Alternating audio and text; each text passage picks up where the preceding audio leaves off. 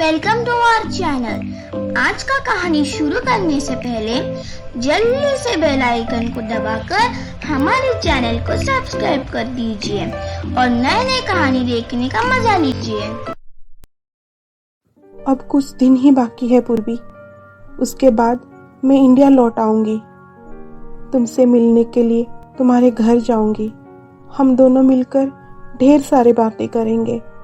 और कुछ दिनों में चारू अपना काम खत्म करके इंडिया लौट आती है। सबसे पहले वो घर आकर पूर्वी को कॉल करती है, लेकिन पूर्वी को कॉल नहीं लगता है। चारू उसके साथ कोई संपर्क नहीं कर पाती। उसके बाद चारू प्रेम और सरिता जी को फोन लगाया, लेकिन उनसे भी संपर्क नहीं हो पाया। चारू बार बार पूर्वी को फोन करती रही, लेकिन पूर्वी का फोन नॉट रीचेबल दिखा रहा था। इसलिए चारू परेशान होकर पूर्वी के घर पर गई, लेकिन कुछ पता नहीं चला। पड़ोसियों को भी कुछ पता नहीं था। उन्होंने भी पूर्वी और उसके घरवालों के बारे में कुछ नहीं कह पाए। चारू निराश होकर घर लौट आई। वो पूर्वी को हर जगह तलाश करने लगी। न्यूज़पेपर में इश्तेहार दिया, पुलिस से मदद ली, लेकिन पूर्वी और उसके घर वालों का कुछ पता नहीं चला। ऐसे ही दिन बीतते गए।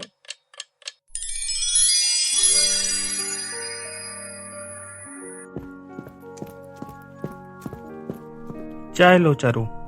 चारू चौंक कर पीछे देखी तो रोहित ऑफिस से आ चुका था। तुम क्यों चाय बनाए?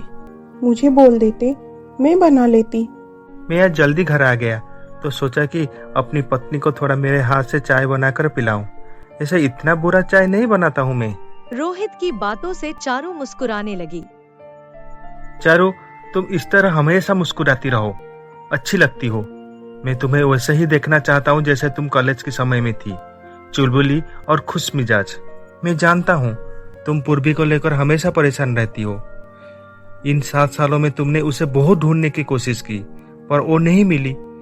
इसलिए कुछ बात वक्त पर छोड़ दो, वक्त सब कुछ ठीक कर देगा। मैं चाहती तो हूँ खुश रहने की, लेकिन पूर्वी की यादें मुझे हमेशा आती है और मैं परेशान हो जाती हूँ। जिन सवालों का हमारे पास जवाब नहीं होता, उन्हें हम भगवान में ढूंढते हैं, मंदिर में ढूंढते हैं।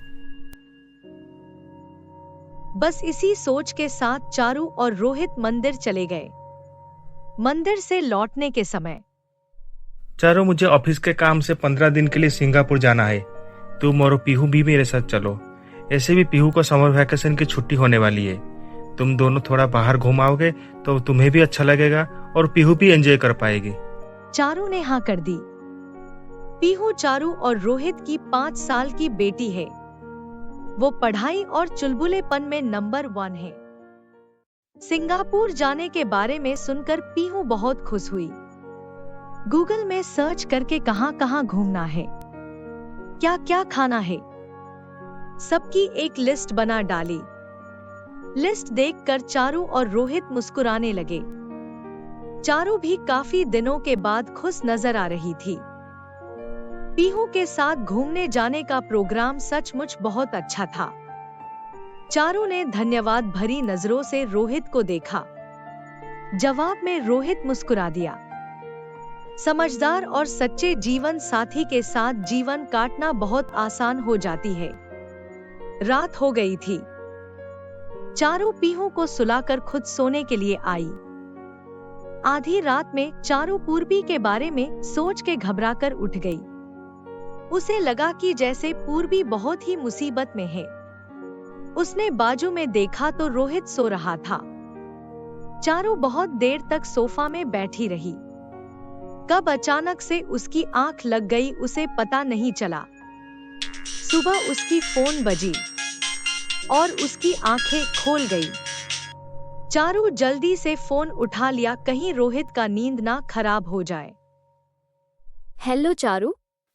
सीमा दीदी, कितने दिनों के बाद आप कॉल किए? हाँ, थोड़ा कामों में बिजी थी, इसलिए कॉल नहीं कर पाती थी। तू बता कैसी है? रोहित और पीहू कैसे हैं? हम सब यहाँ ठीक है दीदी, आप बताइए, कैसे हो आप? मैं भी ठीक हूँ। सुनो चारू, मैं शादी कर रही हूँ प्रवीण जी से। बस इसलिए मैंने तुम्हें कॉल किया था। अब तक शादी का डेट नहीं निकला है। डेट निकलने के बाद मैं फिर से तुम्हें बता दूंगी। तुम सबको मेरी शादी में आना होगा। ये तो बहुत खुशी की बात है दीदी। हम सब शादी में जरूर आएंगे। अच्छा, तो मैं अब फोन रखती हूँ। जी दीदी, बाय। उसके बाद चारू फोन रख देती है। वो सीमा दीदी की शादी के बारे में सुनकर बहुत खुश थी। चारू सुबह की चाय के समय जब सीमा दीदी की शादी की खबर रोहित को सुनाई तो वो हैरान हो गया। फिर अचानक से खुशी की लहर उसके चेहरे पर खिल गया। रोहित ने जल्दी से सीमा दीदी को फोन लगा दिया। कुछ देर बात करने के बाद आंखें बंद करके बैठ गया। चारू ने प्यार से रोहित की सर पर हाथ रखा। तुम ठीक तो हो? जानती हूँ, ये बहुत बड़ी बात है। मुझे बहुत खुशी हो रही है। आखिर भगवान है इस दुनिया में। रोहित धीरे से चारू की हाथ अपने हाथ में ले लिया और सीमा दीदी के बारे में बताने लगा। अपने बारे में तो सब सोचते हैं, अपनों के लिए तो सब सोचते हैं, लेकिन सीमा दीदी हमेशा दूसरों के लिए जीती रही है, अपनी खुशियां कुर्बान करती रही है। जब सीमा दीदी और प्रवीण जी के बारे में पापा को पता चला था तो वो बहुत मुश्किल हो गई थी। वैसे तो सीमा दीदी ताऊ जी की बेटी है, लेकिन पापा उन्हें बहुत प्यार करते थे। पापा को बिल्कुल अच्छा नहीं लगा जब उन्हें उनके रिश्तों के बारे में पता चला। ताऊ जी भी उनके शादी के लिए नहीं माने, साफ मना कर दिया। उनकी फैसला सुनकर दीदी ने भी कोई जिद नहीं की, बस शादी ना करने का फैसला कर दिया था। पापा और ताऊ जी दोनों ने ही दीदी से मुंह मोड़ लिया था। दीदी ने बहुत संघर्ष किया। मुझे खुशी है कि अब खुद के लिए वो जी सकेगी। क्यों ना दीदी से मिलने चले, उन्हें सरप्राइज देते हैं। क्या कहते हो रोहित? रोहित भी खुशी से हाँ कर दी। चारू कुछ समय के लिए खुशी से खिल गई, लेकिन फिर उदास हो गई। रोहित समझ गया कि ये चिंता पूर्वी को लेकर थी। चिंता स्वाभाविक थी। अगर आपको आपकी किसी भी क्लोज फ्रेंड की लंबी समय तक कुछ खबर ना मिले तो चिंता तो हो ही जाती है। चारू को चिंता में देखकर रोहित भी चिंतित हो गया। अजीब अजीब सी विचार उसकी मन में आने लगे। घबराकर उसने अपनी आंखें बंद कर ली। रोहित को गंभीर चिंता में देखकर चारू समझ ली कि रोहित उसके लिए ही परेशान है। कहाँ खो गए रोहित? किसकी यादों में खो गए? कोई नेहा, गीता, मीना, टीना, कोई है तो बता दो, मैं बुरा नहीं मानूंगी, क्योंकि अब तक तो उनकी भी शादियां हो गई होगी। चारू मुस्कुराते हुए बोली। चारू को मुस्कुराते हुए देखकर रोहित की जान में जान आई। कुछ तो राज छोड़ दो मैडम, हमारा भी तो कोई सीक्रेट होना चाहिए, क्यों, है ना? अब आगे क्या होने वाला है, जाने के लिए देखिए हमारा अगला एपिसोड।